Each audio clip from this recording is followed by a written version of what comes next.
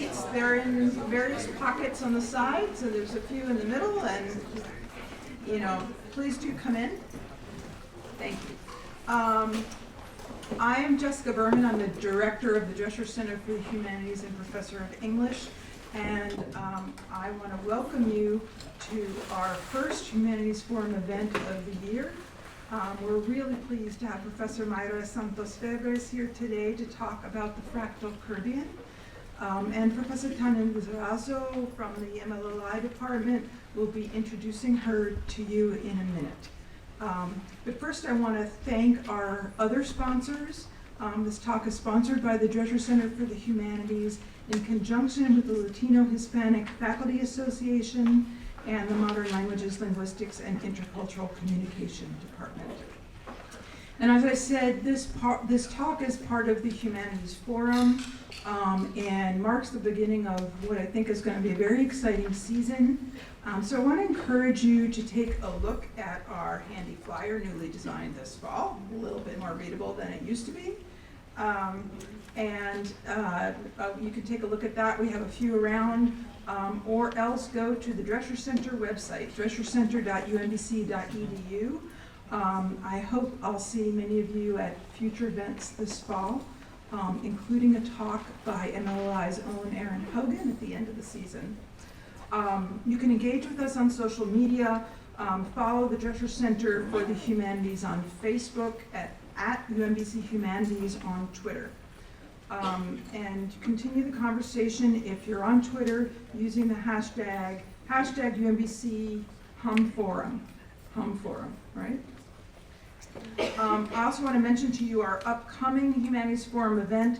That's Thursday, October 10th, right here, 4 p.m. That's Ancient Studies Week, and we have a lecture from Jennifer Trimble, Associate Professor of Classics at Stanford, and she'll be talking about the visual workings of Roman slaves.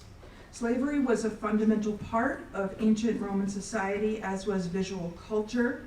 We know a lot about these two topics separately, but this talk will show and discuss the intersections between the two. So I think it's going to be a really interesting classics, ancient studies talk. So without further ado, Tannen Lizarazo.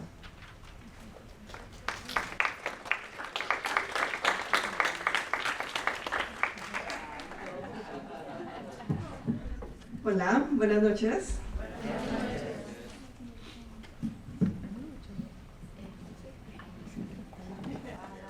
¿Cómo están? So I have the honor of introducing Mayra Santos-Febres. She's a Puerto Rican poet, novelist, professor of literature, literary critic, and public humanist. She's the author of over 25 books of poetry, fiction, and literary criticism, including the novel Sirena Selena, which was a finalist for the Rómulo Gallegos International Nobel Prize, Our Lady of the Night, Any Wednesday, and yours that someone told me that is available at the end of the talk, if you're interested in getting a copy. And most recently, La Amante de Gardel. A Guggenheim Fellow, she's the recipient of the Juan Rulfo Short Story Prize and Puerto Rico's National Literature Prize. One of my favorite books is actually Boat People, and I feel that anyone should read it if you're interested in immigration, and even if you're not. Currently, Dr. Santos-Febres is a professor at the University of Puerto Rico, Río Piedras. As I said before, it is an honor to have one of the most important living Afro-Latino writers with us at UMBC today. Dr. Santos-Febres is not only everything I listed before, but also an organic intellectual committed to education and knowledge production beyond institutional spaces. Her organization, Festival de la Palabra, the Festival of the Word, brings together writers and artists from all over the world alongside Puerto Ricans, writers, and artists. Her work explores gender, sexuality, race, and memories in ways that are urgent and very relevant to combat xenophobic discourses that have been circulating globally, as all of you know. As our guest for the Hispanic Heritage Month, which probably we should rename Latinx Heritage Month, she reminds us that the Caribbean is part of Latin America, because sometimes we forget. and that Spanish is not a foreign language in this country, even if sometimes we forget, but spaces like this reminds us that a lot of us speak Spanish as a first, second, third language. And also that we need to challenge our ideas about what it means to be Latin American and Latinx, specifically now that we need solidarity across borders. So thank you so much and welcome. Right.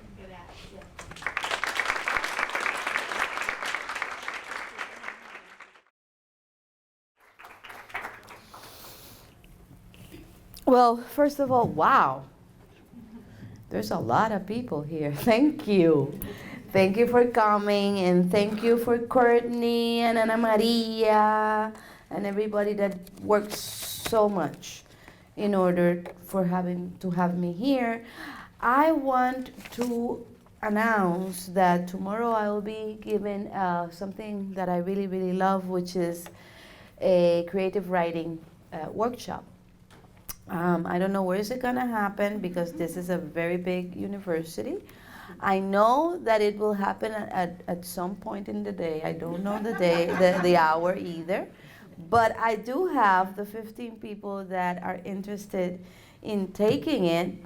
And I just wanted to let you know so that if you could pop by, it will be wonderful. I think that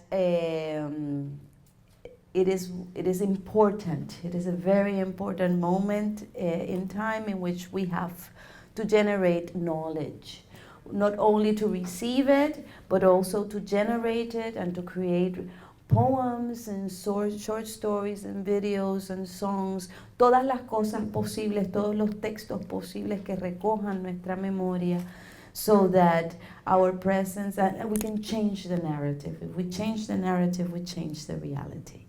So I think that there's a lot of lives that depend on a change of reality right now.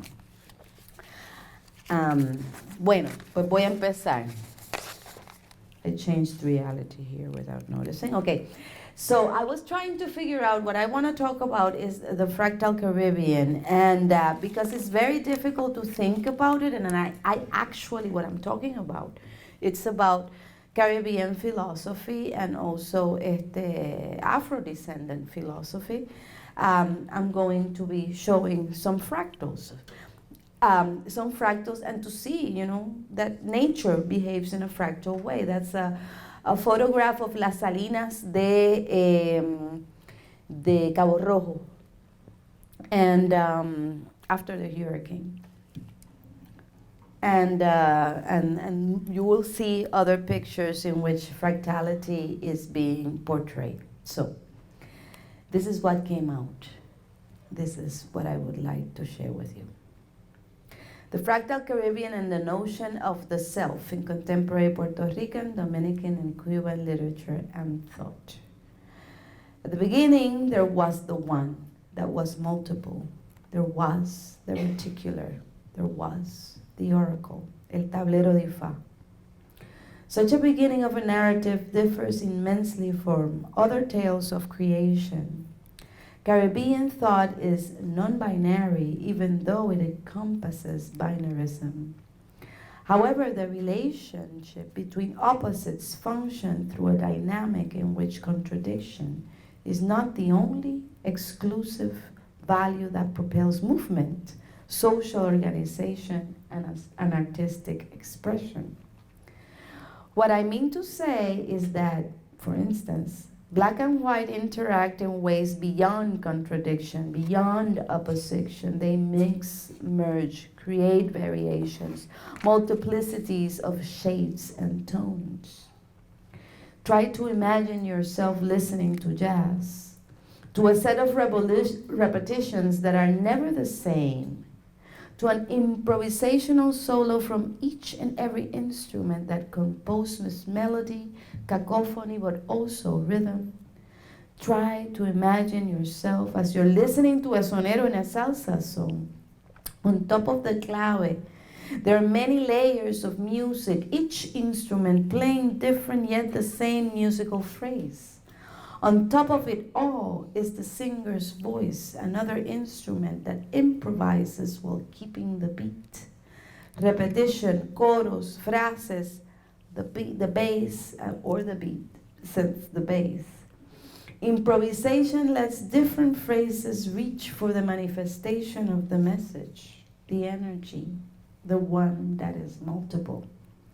Time as rhythm becomes multi-layered. Each individual enters a system of relations that creates a reality that is both one and multiple. At the beginning there was el uno múltiple, there was the reticular, el tablero de Ifá de las infinitas variaciones, there was the mystery.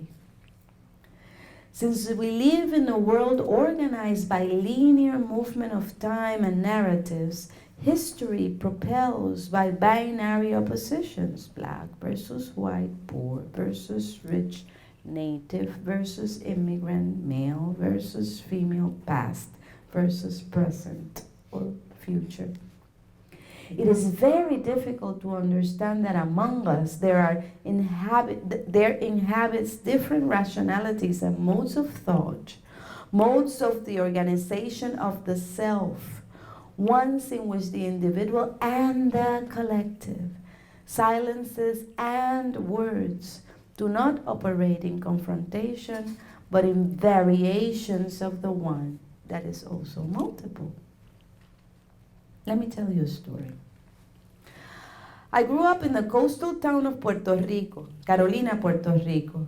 My family was composed of a mother, Mariana Febres, a Spanish teacher, a father, Juan Santos, a history teacher, my brother and me. Both my mother and my father were black. My brother suffered from a learning disability that was causing him trouble. After he kept failing school subjects, he became an estranged teenager and started using drugs, went to jail, and finally died of an overdose, and my family dismantled. I took refuge in books. I graduated, went to the university, then to graduate school at Cornell, won many scholarships and started publishing. Year after year, I kept winning prizes, the Ford Foundation, the Mellon Foundation, the Guggenheim Foundation, the Rockefeller Residency, as well as Radio Francia Internacional, the Primavera Prize for Novel in Spain, and so on and so on and so on.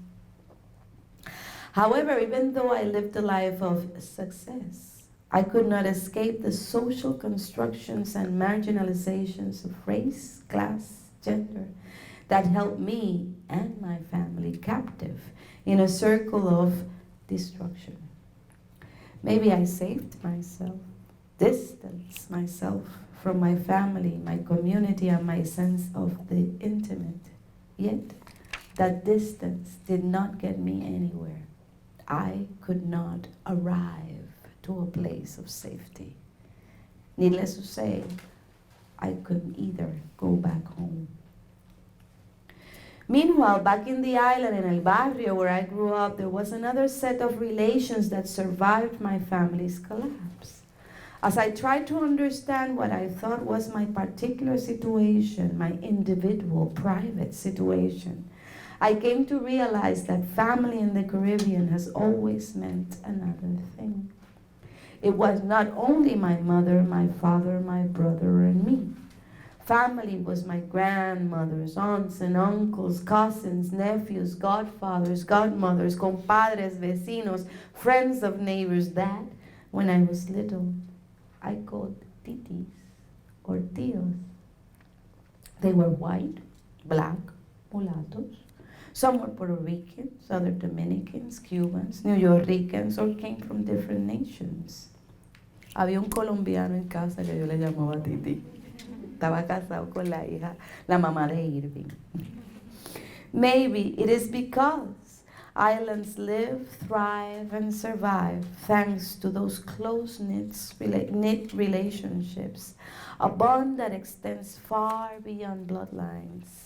Our history of frail economic and political institutions and institutionalized marginalizations depends on family or familiar relations in order to ensure jobs, economic ventures, political recognition, art production, knowledge production, and survival. As we face the elements in the Caribbean, hurricanes, droughts, corrupt governments, we draw on a sense of community in order to create different systems of support. The rational, the modern, Eurocentric institutions have not been able, not in 500 years, to displace or dismount the casas de santo, casas de abuelas, casas de familia, those other homes that become the center of communal connections that very a lo sukusumuku, under the radar, operate in the Caribbean. During my scholarly and intellectual formation, I came to understand that there was at least two systems that operate in our regions. One, the official institutions, or what Althusser a long time ago called the ideological state apparatuses, and the other, let us call it the island. That island has a memory, an ancestral syntax that organizes the terminologies used by both systems. Mírala ahí, that's so true. By both systems, mama. By both systems that means different in different contexts. Home, for instance, means the patriarchal white mononuclear family or Creole family. And home in the island means community. A complex systems of relations that expands far beyond bloodlines. Family has a biological meaning that for people of certain race can be traced linearly through time. But family in the island is a system of relations. It's much more like an activist organization, both metaphorical, biological, and of affection. Many Caribbean thinkers have written extensively about this refraction of manifestations, ideas, or concepts that work in tension with the binary oppositional ways of Western thought.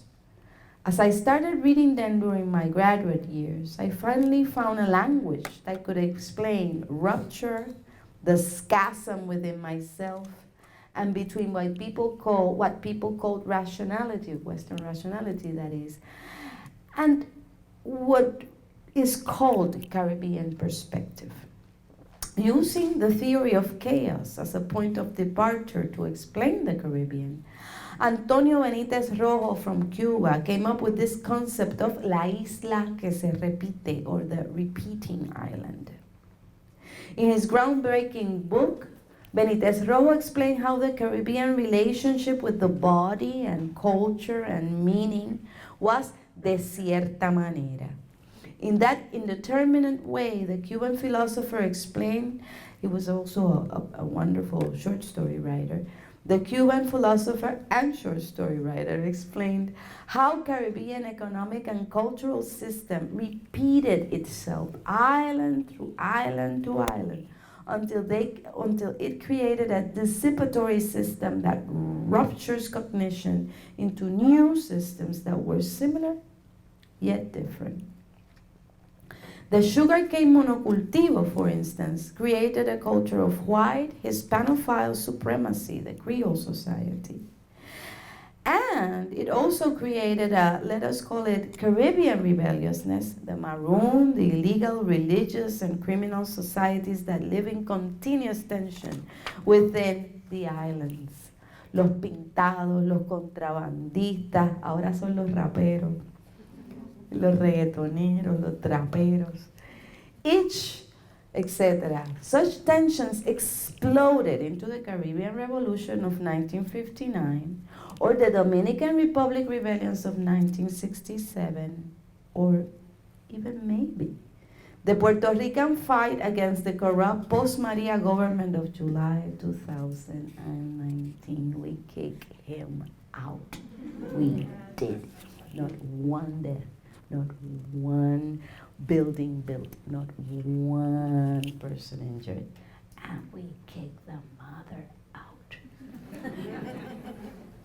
I'm very, very, very orgullosa of my country. lately. Caribbean history is not linear. The construction of self and even of agency is not linear. The narrative is even more reticular and climatic than linear. After surviving a Category 5 hurricane and a very successful peaceful revelation 2 months ago, I dare to say that history is not linear and it's very volatile. Nowadays, there are many scientific studies that Benitez Rojo argumentation could have quoted in order to sustain his observations about Caribbean thought and its creation of social and cultural narratives. He could have quoted Brandenburg's work on fractal geometry. He could have quoted also his work on morphic resonances. This is physics. Of course, I read physics as a writer. So for me, it's like science fiction. He could have also made references to today's numerous neurological mappings of brain plasticity that explain, for instance, how the parasympathetic nerve transmits a sensation of peace or crisis from human to human through a field of energy that cannot be traced by a line or any observable way. How traumas are stored in the body, not only the mind. How intergenerational traumas are transmitted through time, even though members of such generations did not experience the particular instance that originated the wound. How a single tree is interconnected to a forest by a system of fungi, leaf pulsations and essences that become a green language. In nature, lines, binary oppositions, and the concept of the individual self or identity doesn't exist. Everything is interconnected. Things are as objects, people as units, stories as personal narratives or anecdotes. Authorship becomes very limiting as we make new discoveries about how reality works. They are called into question. Maybe it's the web, maybe it's globalization, maybe it's the ending of modernity, finally. Defined as a system of lineal development through time. The funny thing is that such interconnectedness has always been at the center of Caribbean thought and expression. Let me tell you another story. After my brother went to jail, my mother started behaving in a very disruptive way. She forgot words constantly. She got lost in her own house, street, neighbor. One day she went to pick up a cousin from a mall and got lost for 17 hours. My family, the other family, the extended one came through. Neighbors, policemen that have been my mother's students, nieces, nephews, tiradores de droga del barrio también, mobilized to search for my mother. She was found, but her memory got lost forever. She was suffering from Alzheimer's disease. There is a connection between memory, identity, stories, and narratives that started operating in me that day and that have become my obsession. But before that obsession, I had another one. I searched for remedies of that incurable disease everywhere, in naturopathy, conventional science, integrationist health practices, and finally, as I prepared for the inevitable, I stumbled upon Santeria. Santeria, or regla de ocha, is viewed as a primitive pseudo-folkloric religious practice of the people from African descent in the diasporic Caribbean and Latin America. The faith of the poor, of disenfranchised Hispanic blacks. However, many maroon intellectuals like me, I finally know who I am, have read enough Derrida, deconstructivism, and have entered into contact with Skip Gates, Houston Baker, and other African American theorists and critics to learn the trade of using Jungian archetypes Even the unrecognized one by Jung, because he was very keen on Asian and Hindu archetypes, but he never touched the African ones. I wonder why. He wasn't very good with women either. To decode that other set of meanings and knowledge stored within what has been considered as non-intellectual practices. At the center of Afro-diasporic knowledge, there is the oracle, el uno múltiple, a system of binary language very close to computer programming that behave in variations. 0, 1, 0, 0, 1, 0, 1. If you look at that coding, in any tablero D5, you go, you search for your local santero, you might have a lot of them, even here on campus. We work under the radar. And search for this, and you will find us. And then, and they will do a reading. They will start doing this 0, 1, 0, 0, 1, 0, 1, 0, 0, 1 decodification in a big piece of wood. And then if you look at binary language from computers, it comes from there. It comes from there. It's really interesting. Within that tradition, the self is considered a system of relations. Yoruba gods and goddesses, or should I clarify, manifestations of natural forces, because that's what they are. They're not people, they're forces. As they interact with life, are one and multiple. Chango is fire, yet there are 6 Changos. Yemaya is the ocean. It is also 7 Yemayas. Okutima, Yelewo, Olokun, Asesu, the ocean spray, the stormy ocean, the profundities where mystery of life began. There is no concept of right nor wrong. There is no devil, no God. But there are tricksters, Elegua, for instance, and his 125 manifestation, each changing the self through relationships with nature and the world. However, there are 2 major principles in this ancestral knowledge and philosophy. One is balance. Things have to live in balance, in coolness. There's a marvelous work by Robert Farris Thompson. The book is called The Aesthetic of Cool. Remember that you always say, cool, brother, cool, it's cool. Well, that is called omituto, tuto. Coolness, frescura, tranquilo, suave,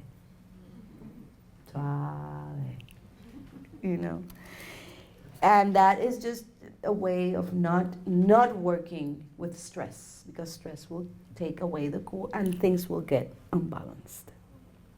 And that's what all hell breaks loose. Cool. The other is the ancestors. There is no past, present nor future, organized in a line of succession. With every breath I take, I honor my ancestors, those who render their lives so that mine can be. Their blood runs through my veins. I stand on their shoulders. And I'm talking literally. La sangre que corre por mis venas es la sangre de mis ancestros. DNA. Your ancestors are within you. They're here right now. They're not dead. They just, changed.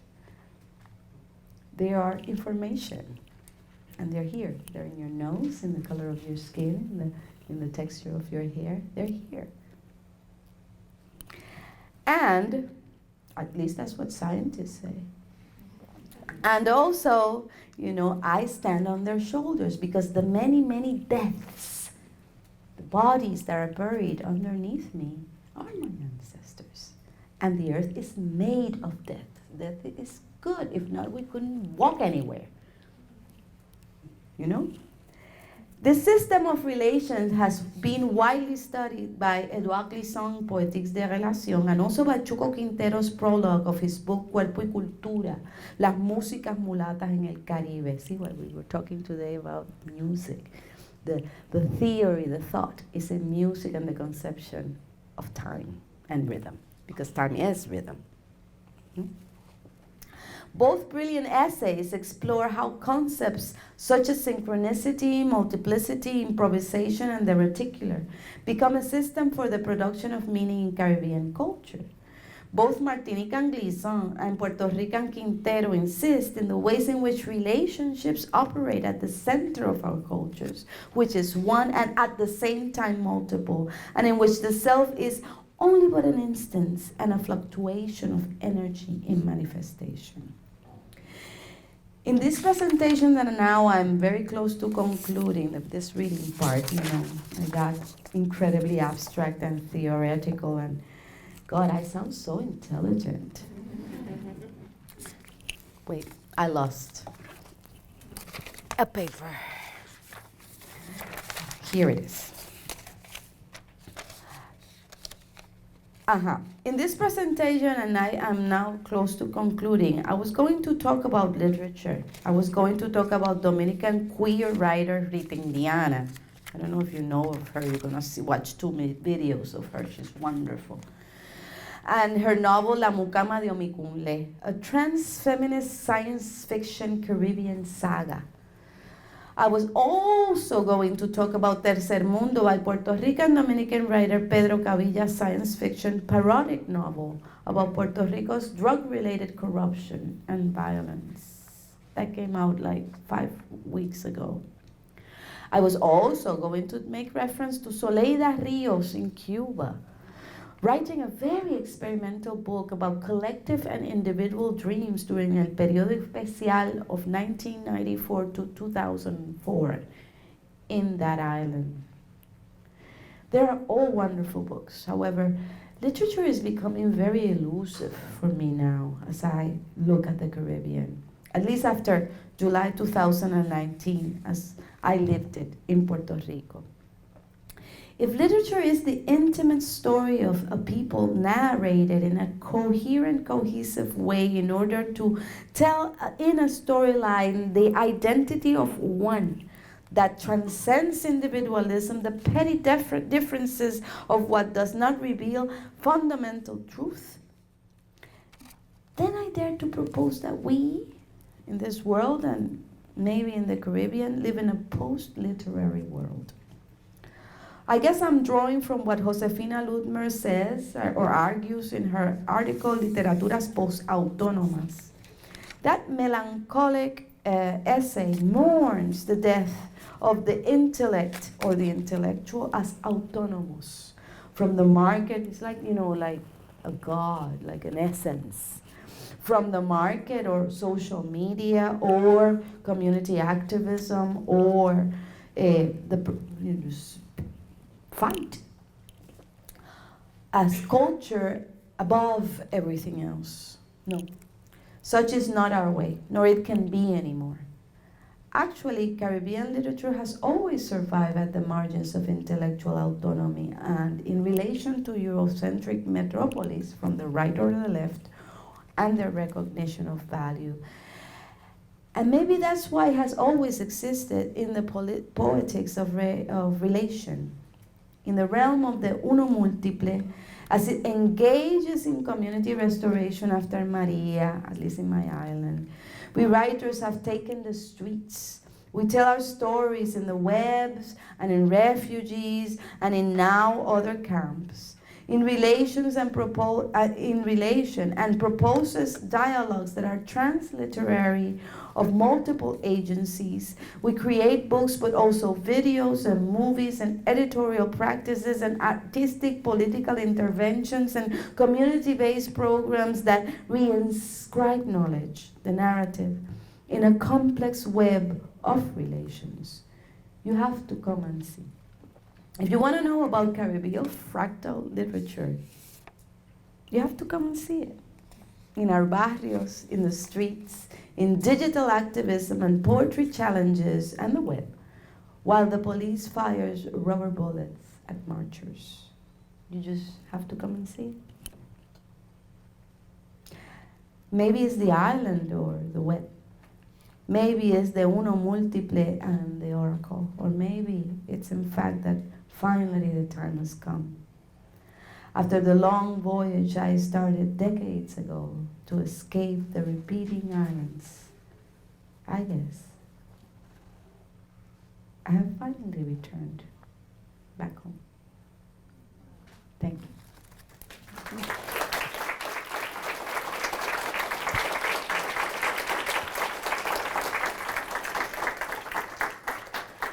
What you're all going to watch now, since I wanted to show you the work that I've been trying to describe, Rita Indiana. This woman is wonderful. You just have to just follow her. She's from the Dominican Republic. She's married to a very good friend of mine called Noelia Cruz. And she does, and she sings bachata, trap, while writing incredible novels. So, dale.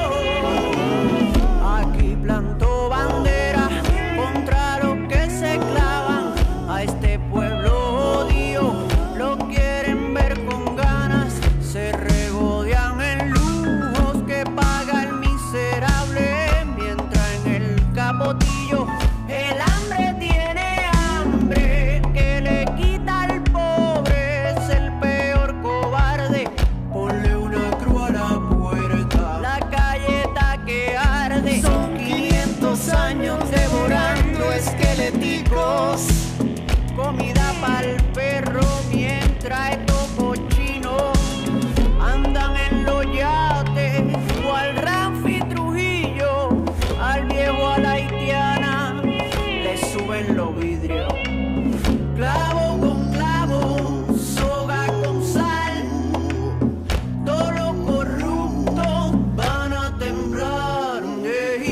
Cuando me suba el castigador, flor de justicia del trovador. Por cada peso que se han tumbado, santa tristeza la casa le llene. La tristeza del que le faltan los cheles para educar sus hijos.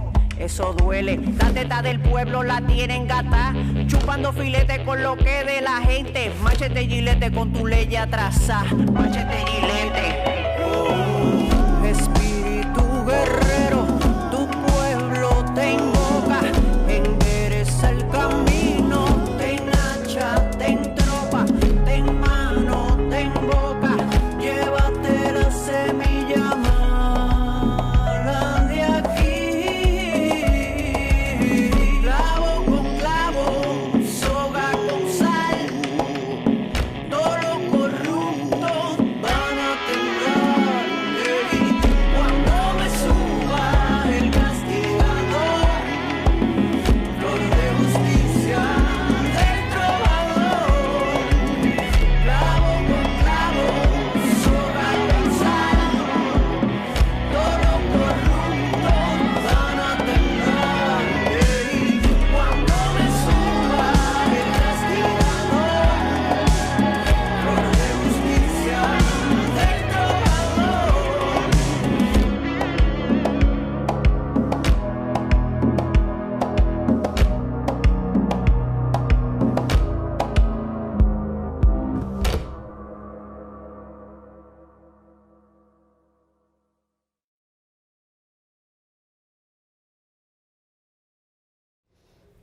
Mesa Blanca, Spiritism.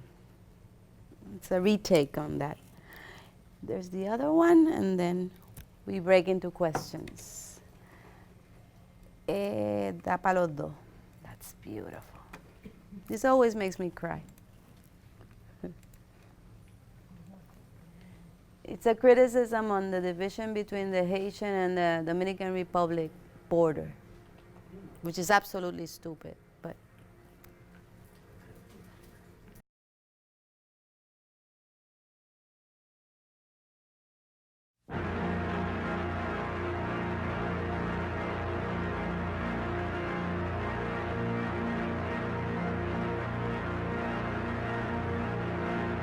Habían dos hermanitos compartiendo un pedacito porque eran muy pobrecitos y no tenían ni mamá. Ellos se preguntaban por qué si somos dos gente nos hacen comernos uno nada más. Su país se la buscaba trepado en una patana repartiendo plátano y pata y trompa. Y cuando los dos niños entraban a la mordida el papá le decía la verdad. Agárrense de ahí que no hay más nada. Pónganse a jugar o la correa voy a sacar. Uno por adelante y el otro por atrás. Dios me lo mandó juntico pero ustedes nada de nada. Da para los dos, da para los dos, da para los dos, da para los dos, da para los dos, da para los dos. Una puerta para dos comer, dos números para jugar palé, un mal de sudor para tu entorpecer. Ale, ale, ale, ale, agüe, comer como un buey. Vinimos todos en el mismo bote, danse sirena no parió el de Barcie. Puje, puje, puje, puje, siéntelo, el abrazo del mismo abuelo, el de Juana Mendiata Maimón, y de allá Dabo, el Morebón. Schwarza y aquí marinan foto, Baggy beso no vale la de Pumue.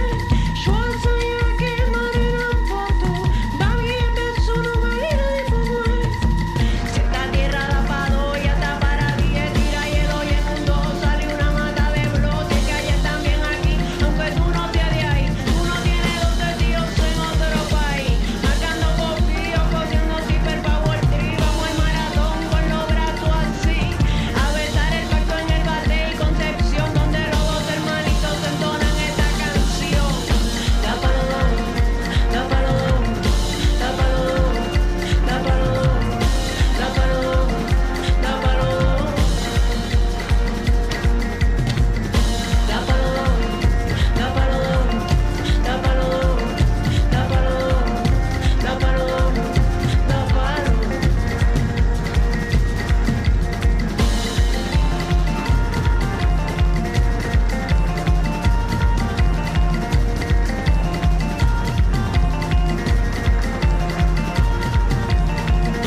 Dos ojos, dos pies, dos manos, es que somos hermanos, es que somos hermanos, es que somos hermanos, es que somos hermanos, es que somos hermanos.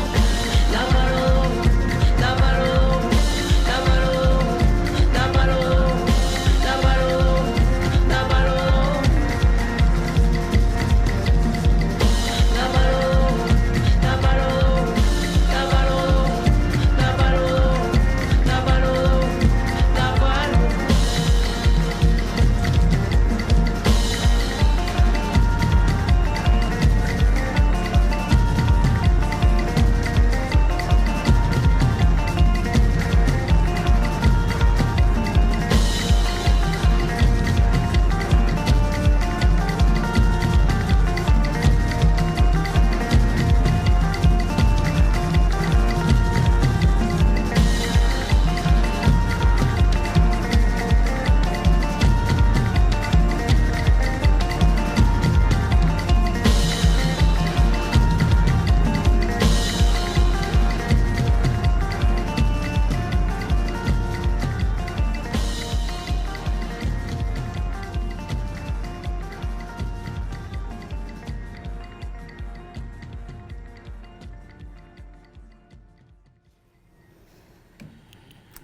so this is the end of my talk. I hope you liked it.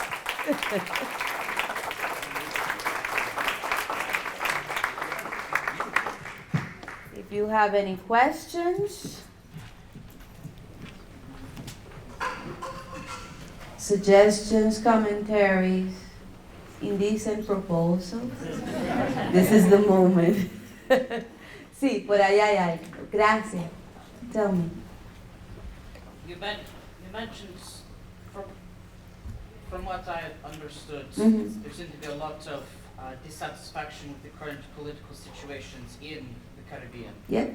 So what, do you have any suggested changes in forms of government, borders? What do you feel must change in that unique part of the American continent? I think that the change has already started, and I think that the proposal for organization is there, and maybe it will work if, let me see if I can put it this way. Achille Mbembe, I don't know if you have read it lately, he's a really cool philosopher from Cameroon that teaches at the University of South Africa. And he talks about necropolis and the ways in which in reality, and I think that now in the States you really have seen it, the state ascribes for itself the possibility of death, of killing. The state kills. I mean, and it's the only one who can do it and cannot go to jail. The police people are killing thousands of black and Latino men in many places in the state, but that is legal. And, there are, I don't know if you know, ¿verdad? But from Puerto Rico, I see it very clearly. You people are living in war. There's more than 400 mass shootings since the shooting in Florida, and 40,000 people have died. And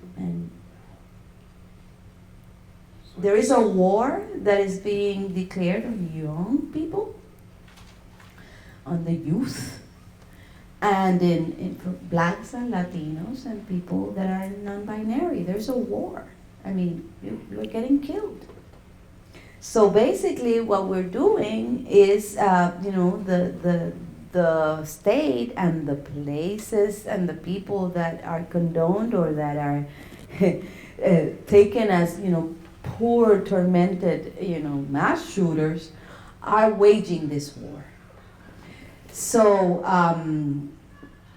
so against that, we have created this system of organization that is based on the base, and it's very small. If it becomes big, we cannot become big now. But that works very fast. That it works like the web, and you've seen it here. The connection between social media, organizing with arts and community, and doing these events, and then doing international and internationally disseminated independent journalism is working. And that is what we're doing. In terms of institution, that is very difficult, and I don't know what to do with that yet. Instead of, I don't know, maybe we can kill a couple of, they've killed 40,000. I mean, we killed 2,000, 3,000. I don't think that they will mind. But I won't do it because I'm a peaceful person, but I propose that as a possibility. And the other thing that we have to do is make the logarithms work in our favor. But definitely there's something happening all over the world, and it's really amazing. So you're not suggesting a rejection of democracy, but a perfection of democracy? Of course. I love democracy. I think democracy is the only tool. But we have to take it to the real, we have to make it work the real way, which is inclusion.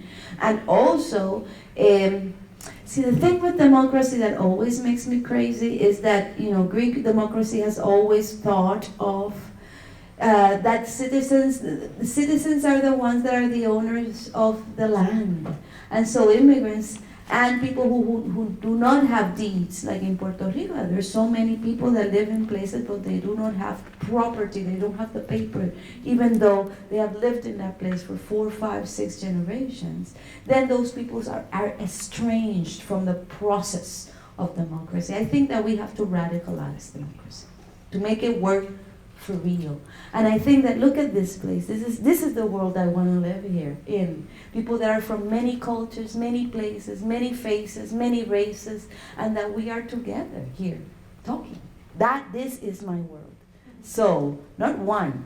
You know, I feel very uncomfortable when people are one color. I mean, I'm from the Caribbean. We sleep with everybody. And then the people that come out, we're very, very radical in that aspect.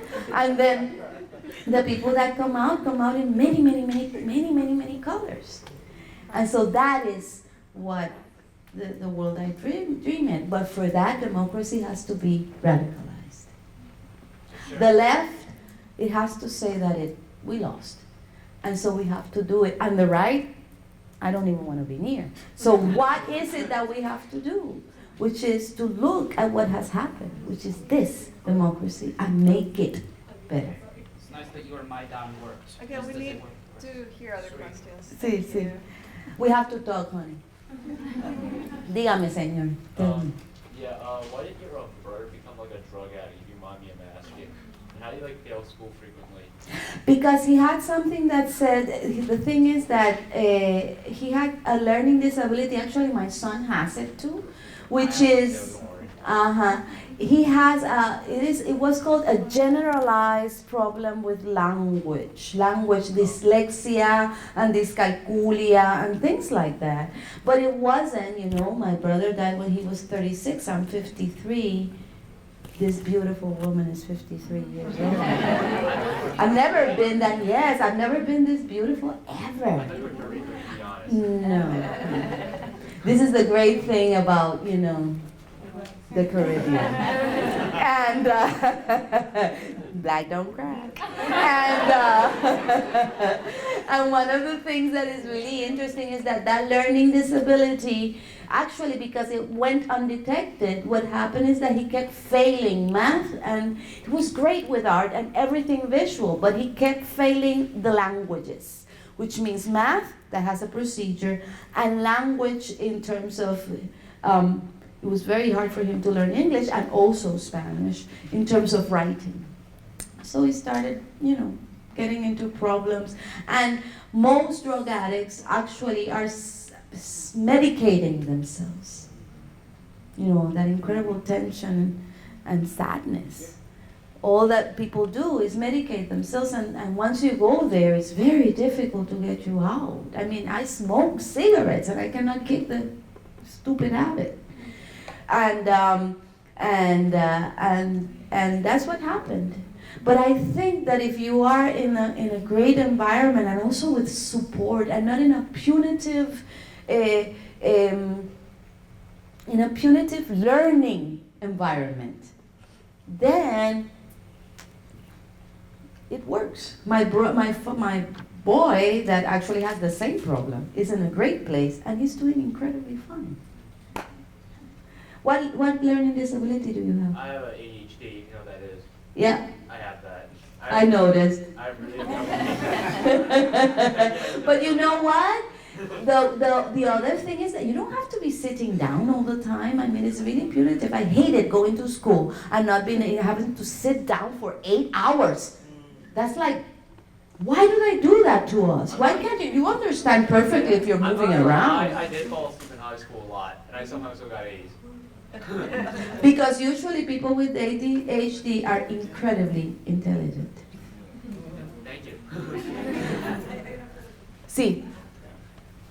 First of all, thank you Thank for you. the presentation. And thank you for sharing the connectivity between what's happening here in the United States and what's happening in the Caribbean and what's happening around the world among young folks. Yes. So my question to you, speaking to this audience here today, what role do you see them in playing in this transformational work that needs to go on in terms of not just what's happening here in this country, as you mentioned, the shootings Everywhere. everywhere, in their role in terms of being agents of change? Look, I think that young people know how to think interconnectively because they've grown up. You've grown up in a world in which it is very easy from your phone to get incredible information, although not formation. See, don't. Sometimes one gets very confused with that. But also to think about in ways that are connected and interconnected instead of unitary. And I think that political parties that we invented from our generation, they don't work anymore. They have to be able to move, and also they have to be able to implement things faster than what they're doing. And the pyramid, that white supremacist boys club pyramid, cannot work in this. It cannot survive in the environment that we're moving towards, but we have to change the institution, and those institutions will not change, not from the right, not from the left, because there's a lot of money in there. So I think that young people should just, start setting things on fire. Because we fail. So basically, I don't know what is it that we have to do, because I don't think that we, the old people, will have to do anything but follow you. So you lead. Now, the only thing that we can do, and you just tell me and I'll follow. You just tell me. But the only thing that we do have to do is put the service of experience and put the service of formation in order to say, no, don't open that door now. Just wait 5 minutes. Okay, now. Because we know certain things, and we also have the skills that you will need in terms of memory and memory recollection, and, the quiet settling down of experiences. Es que las cosas se asientan. Uno tiene que dejar que las cosas se asienten, so that we can work for you. But we cannot tell you.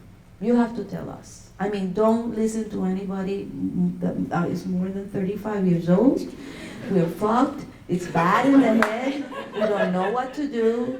You tell us, and we will use whatever we can in order to potentiate what is it that you're doing.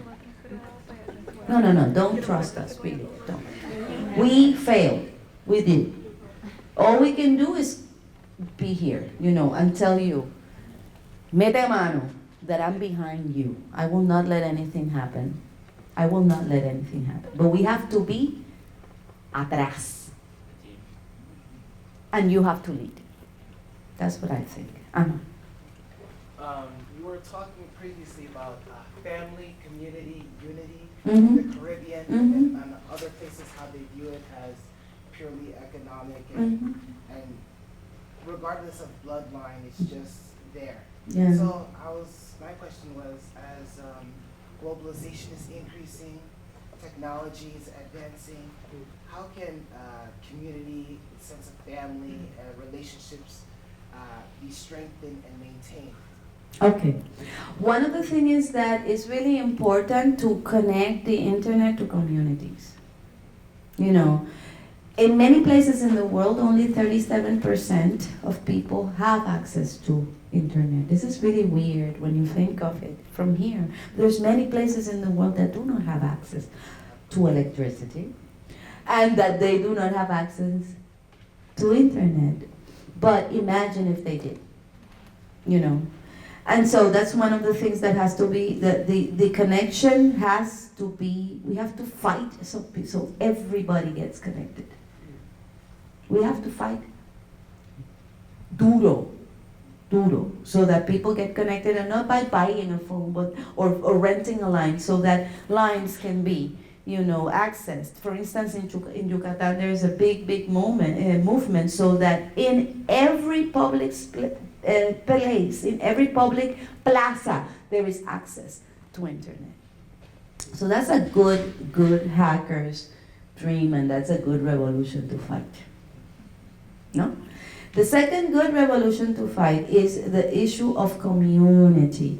There are things that done with many people cost less. For instance, in Puerto Rico, we had a really cool immersion post-hurricane camp called 1 Year Without Electricity. And one of the things that we learned, it was devastating, but it was fun. Because one of the things that we learned is that in order to survive, you had to create community kitchens. You just had to. Period. You couldn't go to McDonald's. You couldn't go buy things from your own little family. You cannot. So family became something bigger. In the University of Puerto Rico, for instance, the students, my students, which are heroes, they cleaned the university themselves. They jumped the gates and they went inside and we opened the gate. They opened the gates and they created communitary kitchens. For a lot of students that we didn't know that were actually studying and didn't eat for months and months and months because, people are poor. And if you're a university student and you're very, very poor, you don't tell anybody. Because it's vergonzoso. So, we created community kitchens, and then these people went to their hometowns and created community kitchens, and then that continued to happen, and all of a sudden everybody had food. Food is not that expensive, come on. I mean, a bag of rice, that's $3. And from a bag of rice, 4 people can eat. And then you get out el pastito, and then you smoke marijuana with the island, and then you have a party. It doesn't have to be this, It's not legal here? Todavía no. In Puerto Rico it's legal. You have to come, honey. Let us teach you our ways. It's legal. And then one of the things that happens is that you'll be happier. And then one of the things that happen is that all of a sudden, this thing that was, so complicated became very simple. Community has always been there. Family has always been there. It always gathers with food. You always listen to what people need. You don't have to come up like the expert in order to tell them. People will tell you what they need. Water, solar system, education for my kids, food, a little bit of marijuana. Do you have rum? Who has party? Who has the music? Who has the internet? And everything is fine. Let people tell you. They know. What they might not know is how to organize globally around what they want. And that's where you come in. That's it. It's easy. Sí. Voy ahorita, compañero. Violeta. Hola. Te quería decir gracias por venir a UMBC. Ay, la estoy pasando pipa. Y también te quería preguntar algo. Dime. So you went to Cornell, right? Mm-hmm. I just was curious because there are a lot of students of color in this room Mhm. and a lot of minority POC students. I just wanted to know if you ever dealt with imposter syndrome, and if you did, how did you deal with it? Because I feel like this is a great room to give advice to, because I know a lot of people go through it, but they don't talk about it. Oh, that's so bad. It's so uncomfortable. Okay, there's many ways of being off color. You don't have to be off color the same way. You don't have to be a ghetto brat, you don't have to be from the hood, you don't have to walk around with an amapola y una falda de bomba, you don't have to be, folkloric about yourself, you don't have to be, there's many ways, there's many thousands of ways of being Latino and being, see what I mean about identity? Identity is so confusing because all of a sudden it's like many ways of being white. There's bad people that are white, there's good people that are white, there's people that you want to be ally, and there's some even that you want to reproduce with. So, do it. Do it. I've done it. And it's fun. And another thing is that if we really break into identities and not think that we have to represent any essence or particular way of being, in a way or another thing, then it becomes, then you erase all those weird lines and that narrative that divides us when we can use that difference in a different way. So that's one of the things. And then the second thing is intergenerational trauma. See, I don't know you, but I come from a place where I grew up with this narrative that said that I have to work twice as hard in order to get anything, you know? The funniest thing is that many people get that narrative. And then also with that narrative, there's this another parallel narrative that said that you had that te voy a tratar mal porque te quiero. You know, I have to be tough on you so that, because I love you. Parents and grandparents, you know, hitting us upside the head in order, oh, they got you. Ay, Ana María, te tiraron al medio. Mala, mala. I knew I liked her from the beginning, and I knew that it was because of something. So you were a bad woman. I always knew it. The pearls are just, you know, to trick people. Entonces, so the thing is, no, I really like Ana Maria. You know that she had 3 husbands? 3. I'm going through my 4th. You know, she's a mean woman. I like her. You're not doing 4. Okay. But she killed 3. That's the person we have to get. She's the one who can get close to Trump without anybody noticing. Anyways, the thing is that those 2 narratives are very scary. You know, because all of a sudden you are doing well, and then you feel guilty about it, and you also feel like you're buying into this idea of identity of whiteness that doesn't even exist either. Why? I know so many white people that are dirt poor. And 2, there are some that doesn't, but then, you know, that is the whiteness that it gets portrayed on TV. It's not real. It is not real. There are some motherfuckers out there, but it is not real. So I think that, you know, to deconstruct that whiteness is really important. This idea of whiteness and this idea of Latino and this idea that I shouldn't be doing well because if not, I am an imposter, or I have survivor's guilt because I am not doing it well. What you're being imposter of? Nena, no. Déjate vivir, gózalo. You know, no. And this is for being happy. Esto es para ser felices. You know, if you're not doing a PhD and really enjoying it, quit. You have to enjoy it. You have to enjoy it badly. You have to say, Jesus Christ, I'm so incredibly intelligent. Fuck, I will get paid for thinking, not for scrubbing floors, which is all right. I like scrubbing floors too. It releases the stress. Dímelo, Violeta. Hola, mi Hola, nombre es Violeta, amor. ¿cómo ya estás? Sí. Well, firstly, I wanted to say thank you so much for coming. Thank you. En realidad, I've never felt so spoken for and felt so related to somebody, especially Yes, during- I did it.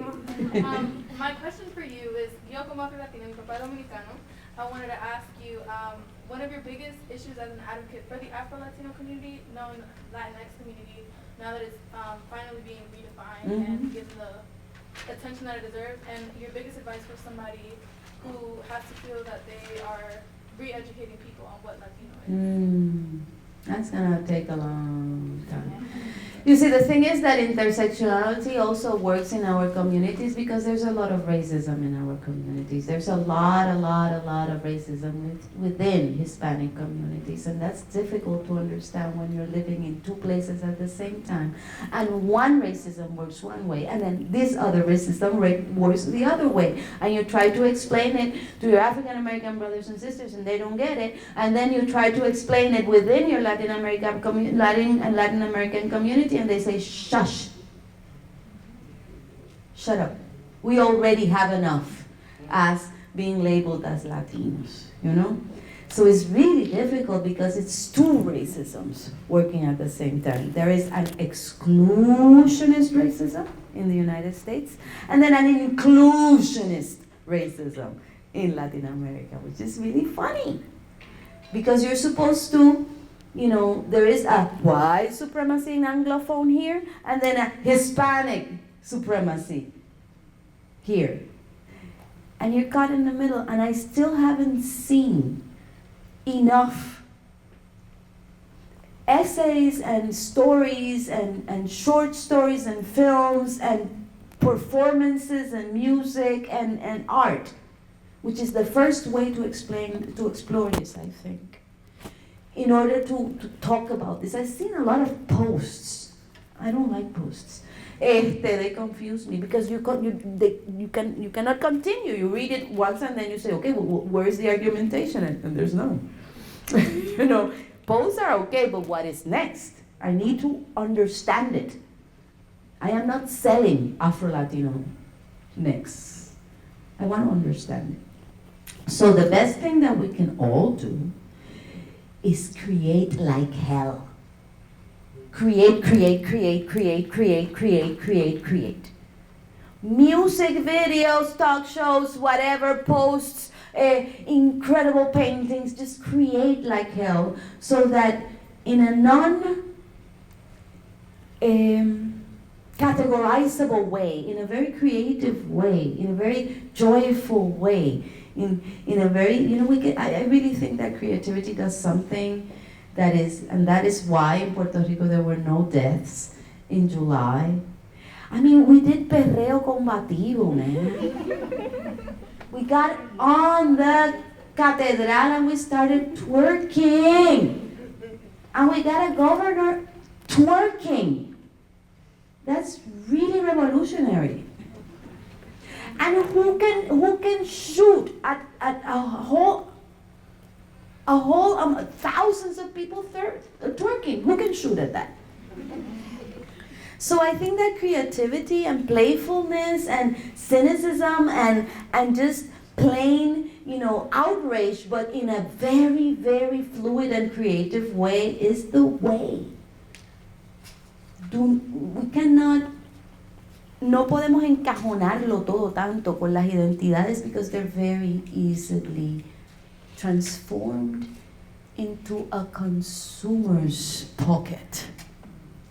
All of a sudden they're selling you your own identity in t-shirts and in lipsticks and in, I know, joda. You know, this is so difficult and then I have to buy it from you, from Walmart. No, joda.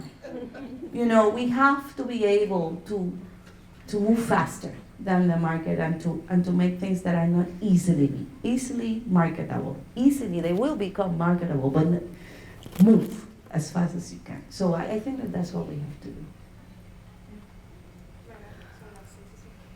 Oh my God, I've talked myself out.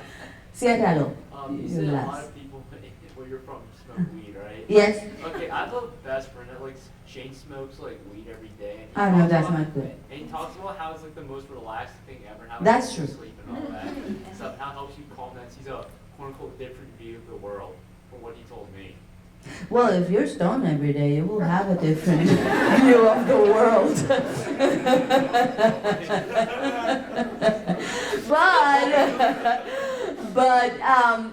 but what I'm trying to say also here, jokingly, but it is that it is really funny that alcohol is legal and weed is not. And it's very funny what becomes legal and what is not. In 1938, there was no problem with weed. Actually, there was an incredible amount of industries, especially the hemp industry, which made textiles, that was very good. And you know, you had a whole bunch of people living off it, and then all of a sudden, after the legalization, you know, it became illegal right after or before, right at the same time as the legalization of alcohol. How interesting. So, you know, and then you have people, incredible people, ¿verdad? Like the Rockefellers and the Daniels that became rich before as bootleggers and then afterwards as industrials when they got all this money from something as disgusting, I'm sorry, it tastes really good, but it makes a lot of people very, very ill, as alcohol. So, I mean, you have to understand whenever you face these discussions about morality and what is good and what is bad, wait a second. Let's get to the information. See why I don't like posts? Because they don't explain this. You know? So you have to be able, this is when we, the old people, can help. Because we can tell you the stories of the tribe. But you have to lead the way, honey, and we cannot tell you. Because we don't know. Les toca. So you tell us. Muchas gracias.